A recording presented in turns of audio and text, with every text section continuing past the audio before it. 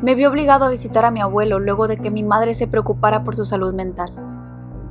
Después de la muerte de mi abuela, mi madre y yo fuimos a su casa, en esa época del año en la que las nubes grises y espesas cubrían el cielo, y un aire deprimente y lúgubre dominaba el lugar.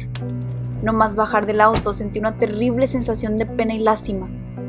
Todo al ver esos ojos tristes de un anciano que se asomaba con emoción detrás de esas cortinas color carmesí, esas que adornaban la casa de mi abuelo. Mi madre se acercó con unas llaves y tocó la modesta puerta de madera, que iba acorde con las vibras del lugar. Fue entonces cuando mi abuelo, un señor de una apariencia golpeada por los años, nos abrió la puerta, revelando así un aspecto mucho más demacrado del que recordábamos. Sus ojos hundidos y cansados, los labios secos con tanto espacio entre cabello y cabello que por momentos parecía casi calvo.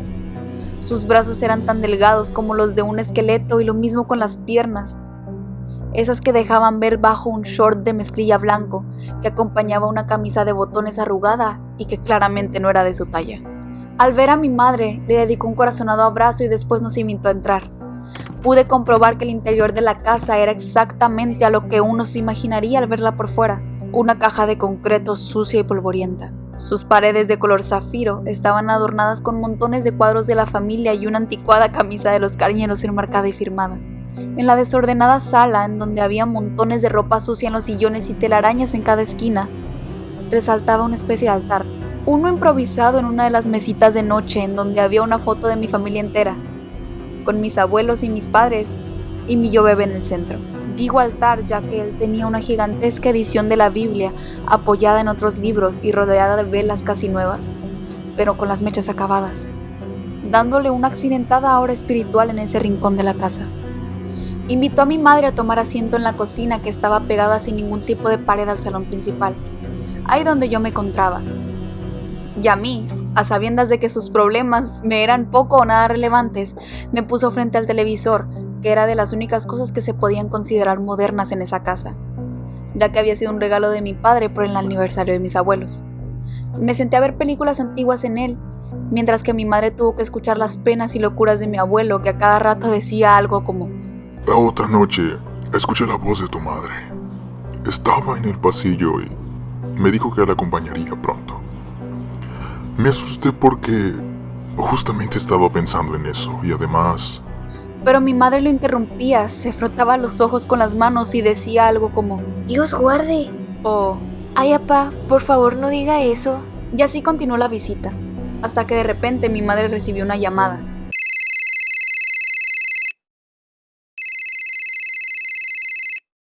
No me quedó muy claro qué era ni por qué no podía llevarme, pero en resumidas cuentas tenía que quedarme sola con mi abuelo hasta que ella pudiera resolverlo. Se despidió de nosotros con un abrazo apresurado, pero a mí me dijo: Cuida de tu abuelo, por favor, ahorita no se encuentra bien. y salió de la puerta con pasos rápidos. Así mi abuelo y yo nos quedamos solos en esa lúgubre y solitaria casa. Mi abuelo, que había seguido a mi madre hasta que había salido por la puerta, se quedó unos breves instantes con la mirada clavada en ella, como esperando a que mi madre volviera y lo acompañara nuevamente en su luto. Pero no volvió. Apartó la vista y recorrió fugazmente la sala desde la mesa y finalmente se detuvo en mi persona. Se me quedó viendo un rato y pareció querer soltar un suspiro, pero al final no hizo nada. Se sumió unos momentos más en sus profundas y terribles reflexiones, y cuando finalmente despertó de su trance por el sonido del televisor, decidió por levantarse y sentarse junto a mí en el sillón. Yo, por mi parte, estaba sentada en la alfombra de la cebra de piernas cruzadas, inmerso en la historia que estaba viendo hasta que mi abuelo se acercó, despertando en mí una cierta sensación de lejanía e incomodidad. En aquella ocasión nos encontrábamos mirando el esqueleto de la señora Morales, una película de los años 60 que trataba de cómo un doctor que asesina a su odiosa esposa por hacerle la vida imposible y amenazarlo después de que éste intenta divorciarse. Para cuando mi abuelo se sentó en el sillón junto a mí, ya había comenzado esa escena en la que el esposo mezclaba un chorrito de veneno con el jarabe que todas las mañanas la señora Morales ponía en su vaso de leche. Y mientras el esposo cometía este acto tan malicioso en la película, pude escuchar cómo la respiración de mi abuelo se aceleraba. Corto a la siguiente escena, la señora Morales se servía un vaso de leche y ponía el jarabe sin saber que estaba envenenado. Mi abuelo había tragado saliva en ese momento, claramente estaba nervioso. pero yo no podía saber el por qué. Siguió la escena, el doctor se despertó al oír a la esposa moverse en la cocina y se levantó de la cama, acechando a la señora como una sombra maliciosa desde la otra habitación. Yo, que no prestaba de todo mi atención, noté cómo mi abuelo estaba al borde del asiento mientras se desarrollaba la escena y cómo volteó enfáticamente cuando una puerta sin perilla de pronto se abrió. Y entonces la señora Morales tomó su vaso de leche, como cualquier otra mañana, y antes de que se diera cuenta de que efectivamente su vaso sabía diferente, un vaso real se cayó de la cocina. Debo de admitir que me horroricé más por el estruendo del vaso que por los hechos transcurridos en la película, y que no fue sorpresa cuando mi abuelo, con la tensión del momento arruinada, se levantó frustrado de la sala y fue con una escoba y un recogedor a la cocina. Limpió sobriamente el desastre y se quedó pensando un momento. Parecía fatigado, hasta que finalmente dijo: Voy a dormir un rato. Tú quédate viendo la televisión en lo que llega tu madre. Y se fue a su cuarto claramente agobiado. La preocupación por mi abuelo no volvió hasta ya terminada la película, y cuando me di cuenta de que mi madre no llegaba todavía a pesar de la avanzada hora. Fue entonces cuando me dispuse a adentrarme en lo más profundo de la casa en busca de la habitación de mi abuelo, para que así él pudiera contactar con mi madre, lugar que encontré en el fondo de un pasillo mal iluminado, en donde una gran cantidad de adornos extraños colgaba de las paredes. Finalmente, entré a la oscura y desordenada habitación, en donde mi abuelo dormía plácidamente en una gigantesca cama matrimonial, junto a las cenizas de mi abuela que descansaban en otra mesita de noche.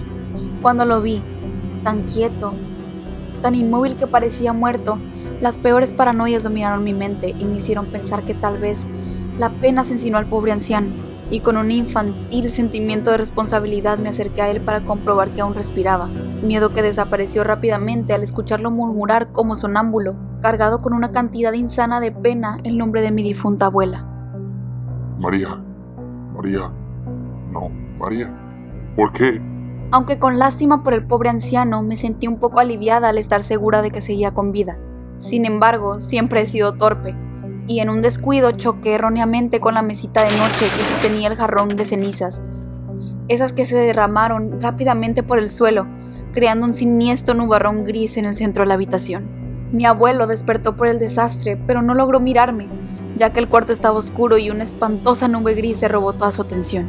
No sé qué clases de ideas o imágenes vinieron a su desolada mente, pero pude ver el horror y el asombro esperables de alguien que acaba de ver un fantasma, cosa que estoy segura que vi, cuando de pronto la fría nube de ceniza se transformó en la bella silueta de una mujer de blanco, y supe que se trataba de mi abuela cuando mi abuelo gritó. Mientras intentaba alcanzarla con la mano, pero antes de lograrlo, el peso de los años y la pena acabó con lo que quedaba de su pobre corazón.